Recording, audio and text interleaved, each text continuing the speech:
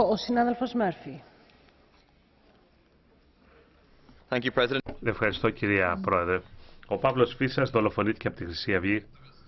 Αριστεροί ακτιβιστές έχουν τύχει επιθέσεων στους δρόμους. Μετανάστες έχουν καταδιωχθεί και σκοτωθεί. Και έχουμε τώρα μια συζήτηση όπου πολλοί ομιλητές της δεξιάς χρησιμοποιούν το χρόνο τους για να εξισώσουν την άκρα δεξιά με την άκρα αριστερά. Αυτό είναι αισχρό, φτηνό και δεν σέβεται τη μνήμη του αριστερού ακτιβιστή Παύλου Φίσα. Τώρα η ελληνική κυβέρνηση και το κατεστημένο προσπαθεί να νύψει τα σχήρα της για τις ευθύνες της εναντί της Χρυσής Αυγής.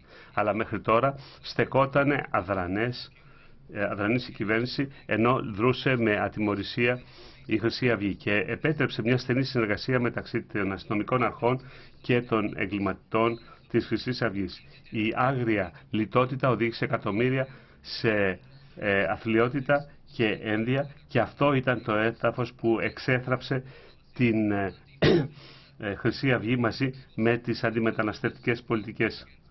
Δεν μπορούμε λοιπόν να επιτρέψουμε να υπάρχουν αυτά τα φαινόμενα. Πρέπει να φτιάξουμε επιτροπές βάσης για να αντιμετωπίσουν την άκρα δεξιά, να προστατεύσουν τους μετανάστες. Όπως είπε ο Μπέρτολτ Μπρέχτ, μπορεί να αντιμετωπιστεί μονάχα ο φασισμός όπως και ο καπιταλισμός σαν η πιο γυμνή και πιο άγρια μορφή καπιταλισμού. Κύριο Στογιάννοφ.